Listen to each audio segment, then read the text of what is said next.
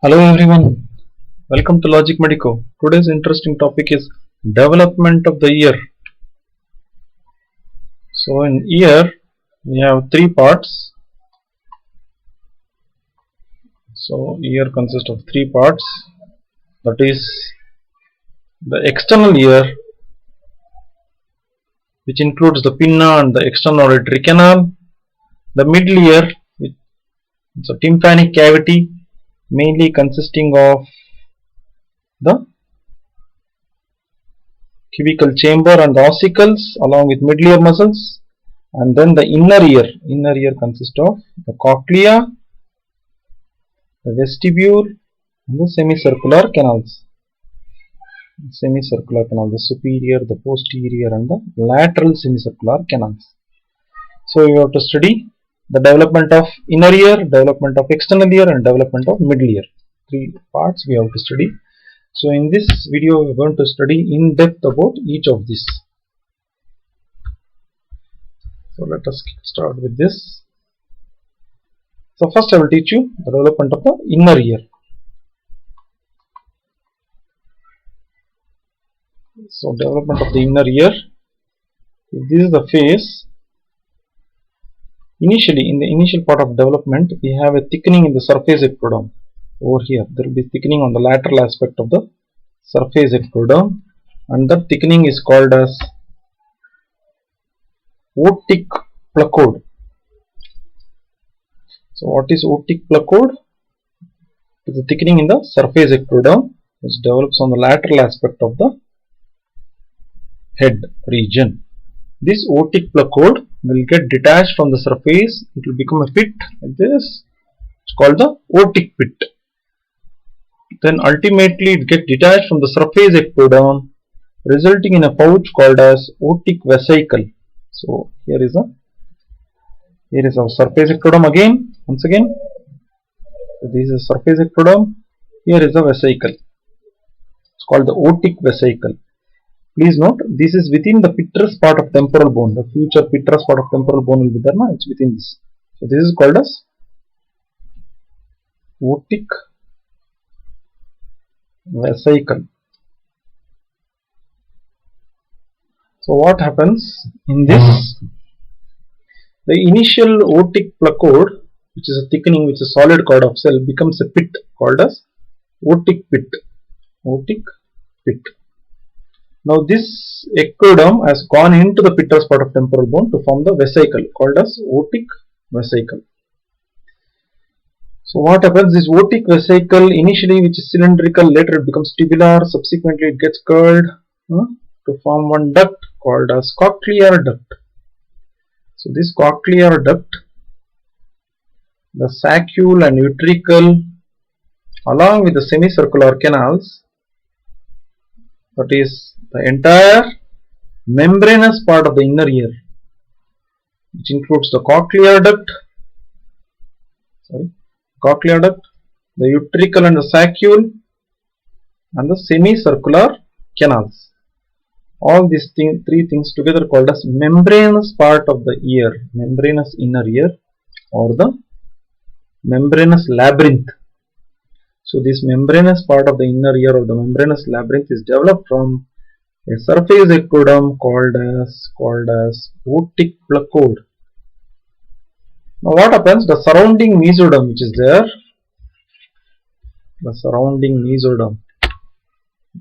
over here, this surrounding mesoderm will get thickened and that forms the bony part of the inner ear, which includes the cochlea, the bony cochlea I am talking of, the cubical chamber called as vestibule, and three canals called as semicircular canals, the superior, the posterior and the lateral semicircular canals. So this part, this is the bony labyrinth or the bony inner ear. Bony inner ear is developed from the surrounding mesoderm, which includes the cochlea, vestibule and the semicircular canals. So to summarize the inner ear development, It is mainly from a surface thickening called as otic placoid. This thickening will undergo a depression in the head called as otic pit. Later get detached from the surface ectoderm. It get detached and enters into the pittress part of temporal bone, the future area, to form a spherical mass or a spherical balloon called as otic vesicle. This otic vesicle, which is initially in the form of a cylindrical, or I can tell as a spherical mass, later becomes tubular, and the tubular portion like this. It later get curled to form the cochlear duct, the vestibule, and the semicircular canal, and the saccule, and the semicircular ducts. Sorry, this is not canal, it's ducts. All these are membranous in structure. So this is a membranous inner ear or the membranous labyrinth. It is developed from otic placoid. As we can see here, the otic vesicle is surrounded by this red color, that is a adjacent mesoderm. These mesoderm encircle the membranous labyrinth to form the bony labyrinth or the bony inner ear, which is nothing but the cochlea, the bony cochlea, the vestibule, which cochlea encircles the cochlear duct. Vestibule encircles the saccule and utricle, these two parts, saccule and utricle. The semicircular canal will encircle the semicircular ducts. So the entire inner ear, especially the organ of Corti, the receptor for hearing I am talking of, the organ of Corti is developed from otic placoid. The sensory cell, the supporting cell, the pharyngeal cells, all these cells, including the neurons over there, are developed from otic placoid, which is surface thickening. Whereas the bony, also the the macula, the receptor for static equilibrium, macula, is developed from otic placoid. Also the crista ampullaris, within the ampulla of the semicircular duct for kinetic equilibrium. These are the receptors. What I am talking is the receptors. The organ of Corti, which is a receptor for hearing, the macula, which is present within the saccule and utricle, so organ of static balance, and the crista ampullaris, which are the receptor for kinetic equilibrium, it's present within the semicircular ducts. All of these are developed from membranous inner ear, which is in turn developed from otic placoid, which is a surface ectodermal thickening. So this is a key concept. It's a surface ectodermal thickening. Whereas the surrounding bone, the bony part, the bony membranous ear, is developed from adjacent mesoderm. So this is developed from mesoderm.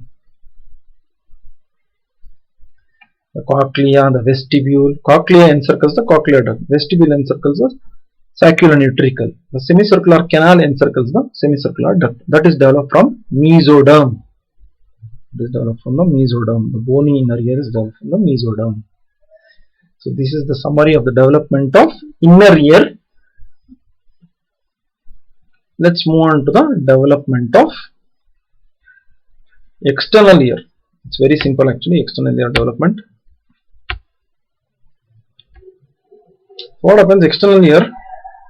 We know that external ear consists of only two parts, that is a pinna and the external auditory canal. These are the two parts of external ear.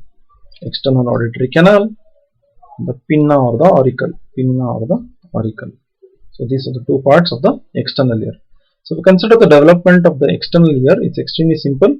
So what happens in the earlier part of development, this is our head. The future neck area is not there. Actually, it is developed from like this 6 branchial arches. So 6 branchial arches or the pharyngeal arches encircling the pharynx will be there like this. The 5th one disappears soon after its arrival.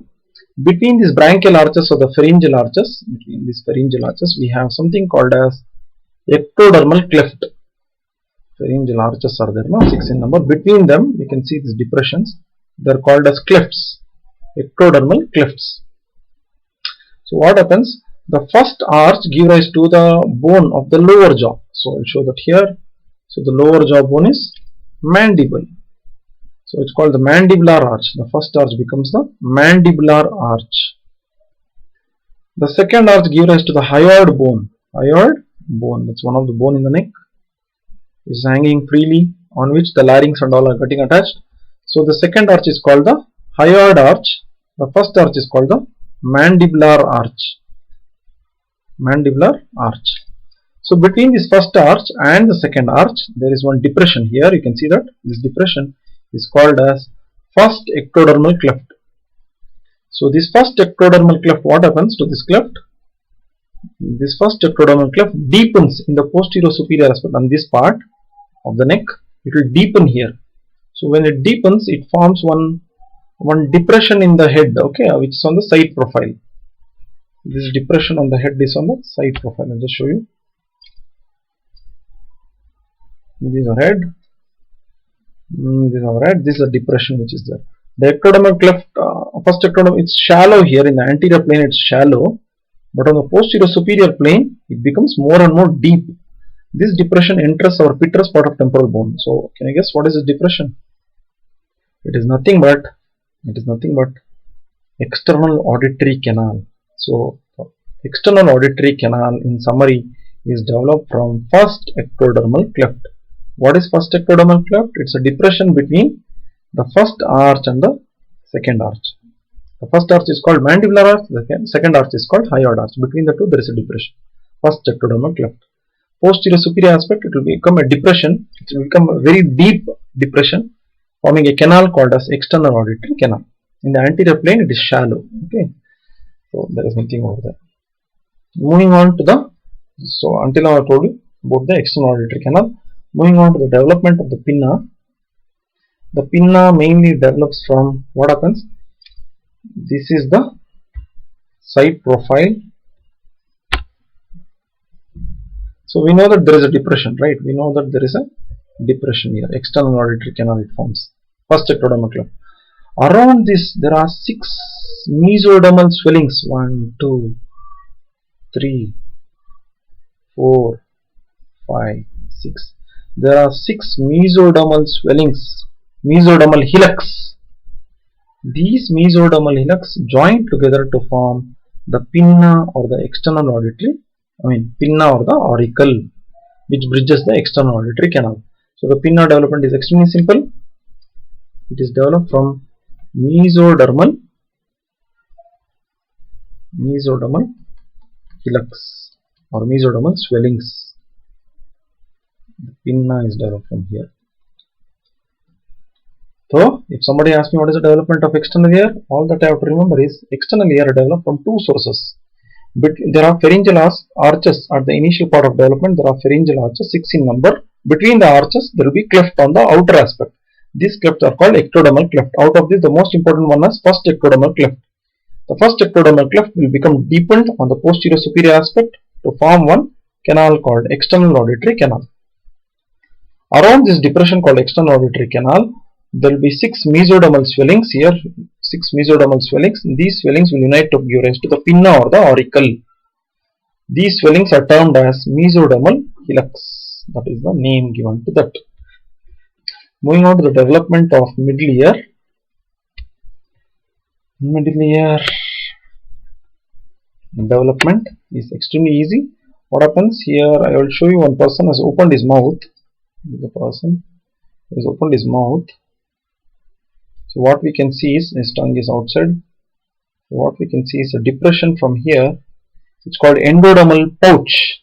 But first and second endodermal pouch will unite with one another to form a huge cavity. That cavity will be very huge. It will become like this. The first and second endodermal pouches. So these pouches have united with one another. This pouch has united with one another to form a huge cavity. This cavity is called as tubotympanic recess. So what happens? This tubotympanic recess, the proximal portion, the portion which is close to the oropharynx, this portion, the proximal portion becomes narrowed down. Narrowed down, it forms a tube. So what is a tube? Eustachian tube. The distal portion, this portion dilates to form a cubical chamber. So what is a cubical chamber? Cubical chamber is nothing but tympanic cavity. Tympanic cavity. So the middle ear development, it develops from endoderm. First endoderm and second endodermal pouches. Endodermal pouches. So these endodermal pouches unites to form a large cavity. This large cavity later on, the proximal portion, this portion narrows down to form a tube called as eustachian tube. The distal portion dilates to form one cubical chamber called tympanic cavity. So this large cavity which was there now, it's called tubotympanic recess. I want you to remember this, tubotympanic recess. Recess means a large cavity. This tubotympanic recess, as the name suggests, tubo means it gives rise to some tube. That is eustachian tube. Tympanic means it gives rise to a cavity called as tympanic cavity. Tympanic cavity. Then moving on to the development of the tympanic membrane.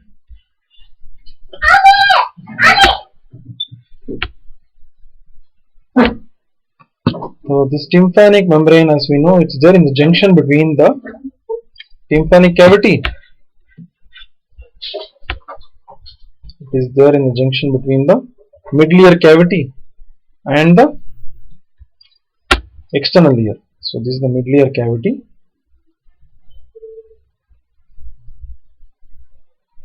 And this is the eustachian tube. And this is the external ear. So as we know, this is the external auditory canal and this is the pinna or the auricle. So this is the external auditory canal. This is the tympanic cavity. We know that the tympanic membrane is developed in the junction between the two. So the outer layer of the tympanic membrane, which is called the cuticular layer, cuticular layer is developed from first ectodermal cleft. First ectodermal cleft. What is the first ectodermal cleft? It is nothing but ectoderm. It is nothing but ectoderm. First ectodermal cleft is nothing but ectoderm. Whereas the inner mucous layer, this layer, which is the inner mucous layer, let me show that here, this one, this layer of tympanic membrane, this layer. Just I'll show you more precisely. Yeah, this area of the tympanic membrane, that is the inner mucous layer. Inner mucous layer of the tympanic membrane is developed from inner, so it is developed from tubotympanic recess. Inside means it should be obviously endoderm. Endoderm. So what happens in between? We can see one area is there, right? This area, the adjacent mesoderm. Between the outer ectoderm and the inner mesoderm, inner endoderm, we have something called mesoderm. So the middle fibrous layer is developed from the adjacent mesoderm. Adjacent mesoderm means neighboring mesoderm. So obviously adjacent mesoderm. So obviously this middle layer is developed from mesoderm. So outer cuticular layer, ectoderm. Outer cuticular layer, number 1, ectoderm. Inner mucous layer, number 3, third layer, inner mucous layer, endoderm. But the middle fibrous layer, this one, the middle fibrous layer, mesoderm. So if I go in order, outer ectoderm, middle mesoderm, inner endoderm. So this is one of the area in the body where all three germ layers contribute to the formation of tympanic membrane. Isn't it interesting? So outer cuticular layer is developed from first ectodermal cleft. It is an ectodermal in origin. Inner mucous layer is developed from endoderm, from the tubotympanic recess. If you can remember that, it's good. The middle fibrous layer is developed from adjacent mesoderm. It's the intermediate mesoderm, which is in between ectoderm and endoderm. This question is frequently asked in the exam because it consists of everything to be explained.